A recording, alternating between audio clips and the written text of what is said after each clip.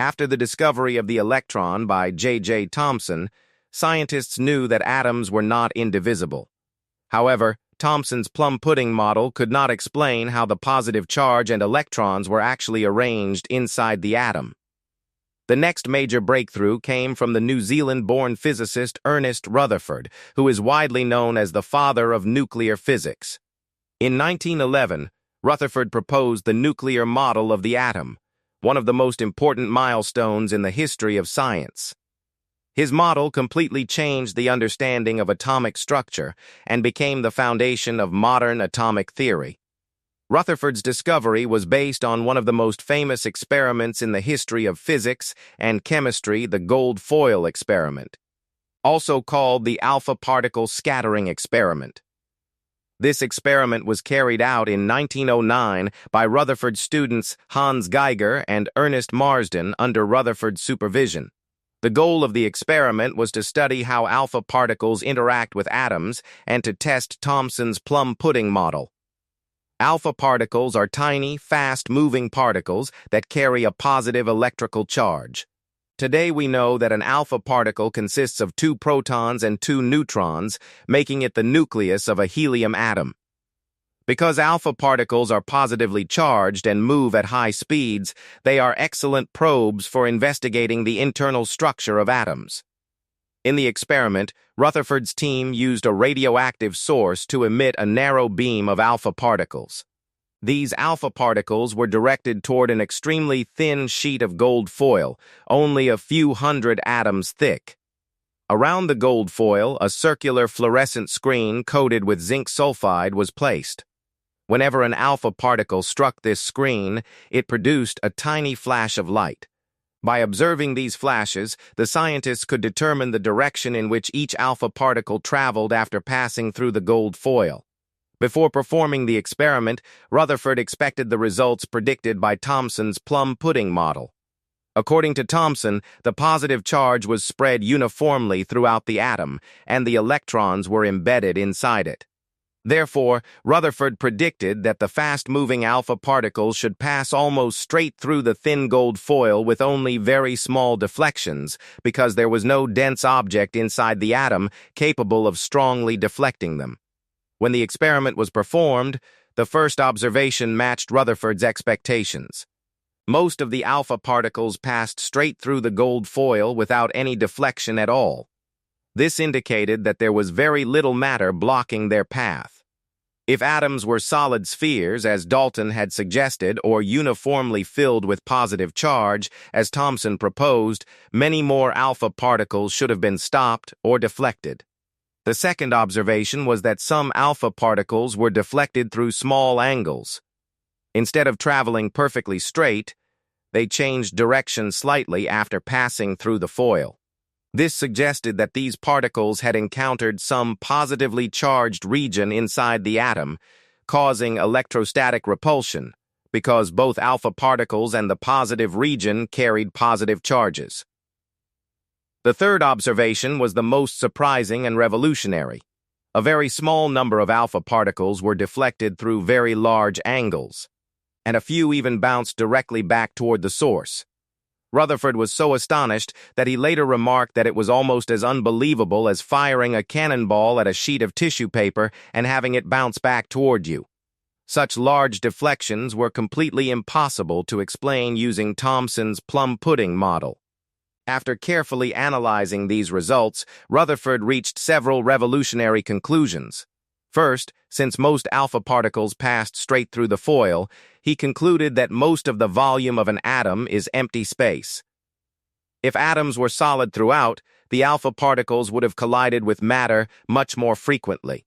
Instead, they passed through almost unhindered, showing that atoms are mostly empty. Second, Rutherford concluded that nearly all the positive charge of the atom is concentrated in a very small central region, which he called the nucleus. Only a tiny, dense, positively charged nucleus could produce the large deflections observed during the experiment. Since alpha particles are positively charged, they are strongly repelled when they pass very close to this positively charged nucleus.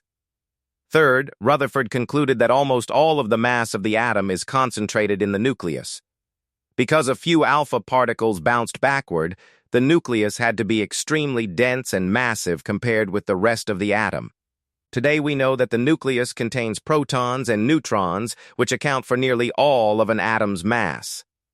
Finally, Rutherford proposed that electrons move around the nucleus. Since atoms are electrically neutral, the negatively charged electrons must exist outside the positively charged nucleus. His model pictured the atom somewhat like a miniature solar system, with electrons moving around the central nucleus in various paths. Based on these conclusions, Rutherford proposed the nuclear model of the atom in 1911. According to this model, every atom has a tiny, dense, positively charged nucleus at its center. Almost all the mass of the atom is concentrated within this nucleus. The electrons occupy the space surrounding the nucleus, and most of the atom consists of empty space. This was a dramatic departure from Thomson's idea of a uniformly positive sphere. Rutherford's model successfully explained the results of the gold foil experiment. The alpha particles that passed straight through simply traveled through the empty space inside the atom. Those that were slightly deflected passed close to the positively charged nucleus. The few that bounced back came extremely close to the dense nucleus and experienced strong electrostatic repulsion. One of the greatest achievements of Rutherford's model was the discovery of the atomic nucleus, one of the most important structures in all of science. This discovery fundamentally changed our understanding of matter and became the foundation for nuclear physics, nuclear chemistry, and modern atomic theory. However, despite its success, Rutherford's model also had a serious limitation. According to the laws of classical physics, a charged particle moving in a circular path should continuously lose energy by emitting electromagnetic radiation. Since electrons are negatively charged and Rutherford proposed that they orbit the nucleus, they should gradually lose energy, spiral inward, and eventually fall into the positively charged nucleus. If this happened, atoms would collapse within a tiny fraction of a second, making stable matter impossible. Yet atoms are obviously stable and do not collapse. Rutherford's model could not explain why electrons remain in orbit without continuously losing energy. It also failed to explain why atoms produce characteristic line spectra, in which each element emits only specific wavelengths of light rather than a continuous spectrum. These problems remained unsolved until 1913, when the Danish physicist Niels Bohr introduced his atomic model. Bohr proposed that electrons can occupy only certain fixed energy levels around the nucleus. While moving in these allowed orbits, electrons do not lose energy. They emit or absorb energy only when jumping from one energy level to another. This explanation successfully accounted for the stability of atoms and the hydrogen emission spectrum. Although Rutherford's model was later improved by Bohr and eventually replaced by the quantum mechanical model, its central idea remains correct even today. Modern atomic theory still recognizes that atoms contain a tiny, dense nucleus surrounded by electrons. However, instead of moving in fixed circular orbits, modern quantum mechanics describes electrons as existing in orbitals, which are regions where there is a high probability of finding an electron. Rutherford's discovery also paved the way for many later advances in science. The existence of the nucleus led to the discovery of the proton and, later, the neutron by James Chadwick in 1932. It opened entirely new fields of research, including nuclear energy, radioactive decay, nuclear medicine, particle physics, and the development of nuclear technology. A simple way to compare the different atomic models is to imagine three different objects. Dalton imagined the atom as a solid billiard ball with no internal structure. Thomson imagined it as a plum pudding, with electrons embedded throughout a positively charged sphere. Rutherford, however, showed that the atom is more like a miniature solar system, with a tiny dense nucleus at the center and electrons surrounding it, while most of the atom is empty space. So, Always remember the main features of Rutherford's nuclear model.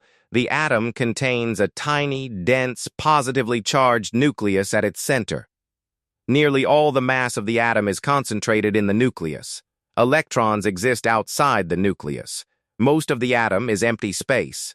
The positive charge of the atom is concentrated entirely within the nucleus. You should also remember the conclusions of the gold foil experiment. Most alpha particles passed straight through the gold foil because atoms are mostly empty space. Some alpha particles were slightly deflected because they passed close to the positively charged nucleus. A very small number of alpha particles bounced back because they collided with the tiny, dense nucleus. Finally, remember the major limitation of Rutherford's model. It could not explain why orbiting electrons do not lose energy and fall into the nucleus. It also could not explain the discrete line spectra emitted by atoms. Despite these limitations, Rutherford's nuclear model remains one of the greatest achievements in the history of science. It introduced the concept of the atomic nucleus, explained the true internal structure of the atom, disproved Thomson's plum pudding model, and laid the foundation for Bohr's atomic model, modern quantum mechanics, and virtually all of modern atomic and nuclear physics. After Rutherford discovered the atomic nucleus in 1911, scientists finally understood that atoms consist mostly of empty space with a tiny, dense, positively charged nucleus at the center. However, Rutherford's model had a major problem. According to the laws of classical physics, electrons moving around the nucleus should continuously lose energy in the form of electromagnetic radiation. As they lose energy, they should spiral inward and eventually crash into the nucleus. If this happened, atoms would collapse almost instantly, making stable matter impossible. Furthermore, Rutherford's model could not explain why atoms emit only specific colors of light, known as line spectra, instead of a continuous range of colors. To solve these problems, the Danish physicist Niels Bohr proposed a new atomic model in 1913, known as Bohr's atomic model. His model successfully explained the stability of atoms and the line spectrum of hydrogen, making it one of the most significant advances in atomic theory. Bohr combined Rutherford's nuclear model with the newly emerging ideas of quantum theory, developed by Max Planck. Planck had proposed that energy is not emitted or absorbed continuously, but in tiny discrete packets called quanta. Bohr applied this revolutionary idea to the structure of the atom and suggested that electrons could exist only in certain fixed energy states rather than at any arbitrary distance from the nucleus. According to Bohr, electrons move around the nucleus only in specific circular paths, called orbits, energy levels, or shells. These orbits are fixed and stable, meaning an electron is allowed to exist only in these particular paths and nowhere else. Each orbit has a definite amount of energy. The orbit closest to the nucleus has the lowest energy, while orbits farther away have progressively higher energies. Bohr labeled these energy levels using the principal quantum number n. The first orbit is n-1, the second is n-2, the third is n-3, the fourth is n-4, and so on. One of Bohr's most important proposals was that electrons do not lose energy while moving in these allowed orbits. This idea was completely different from classical physics. As long as an electron remains in one of its permitted energy levels, it neither emits nor absorbs energy. Therefore, the atom remains stable, solving the major weakness of Rutherford's model. This explained why electrons do not gradually fall into the nucleus and why atoms can exist for extremely long periods without collapsing. Bohr also explained how atoms absorb and emit energy. According to his model, an electron can move from a lower energy orbit to a higher energy orbit only if it absorbs a specific amount of energy. This energy is supplied in the form of a photon, which is a tiny packet of electromagnetic energy. The absorbed energy must exactly equal the energy difference between the two energy levels. If the photon does not have the correct amount of energy, The electron cannot absorb it.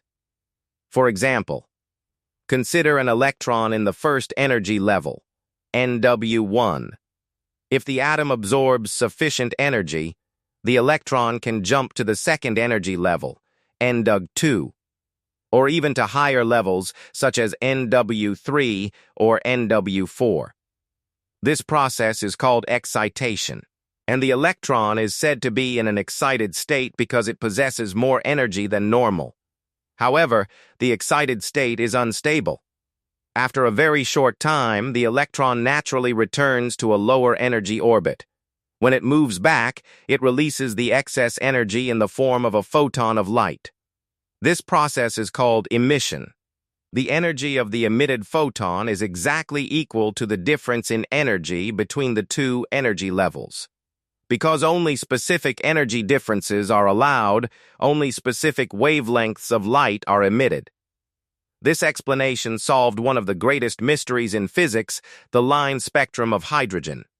When hydrogen gas is heated or subjected to an electric discharge, it does not produce a continuous rainbow of colors. Instead, it emits only a few distinct colored lines. Before Bohr, no scientist could explain why these specific lines appeared. Bohr showed that each spectral line corresponds to an electron jumping from one allowed energy level to another. Since only certain energy levels are permitted, only certain photon energies and therefore certain colors of light can be emitted. For example, when an electron falls from N3 to NW2, it emits a photon with a specific wavelength. When it falls from NW4 to NW2, it emits a different wavelength. Each transition produces one unique spectral line. The collection of these lines forms the hydrogen emission spectrum. Bohr's calculations matched the experimentally observed hydrogen spectrum remarkably well, providing strong evidence that his model was correct for hydrogen. Bohr's model also introduced the concept of quantized energy levels. The word quantized means that energy can exist only in fixed amounts rather than continuously. An electron cannot exist halfway between two energy levels. It must occupy one allowed orbit or another. This idea became one of the fundamental principles of quantum physics and remains important in modern science. The energy levels become closer together as the distance from the nucleus increases. The first energy level has the lowest energy and is the most stable.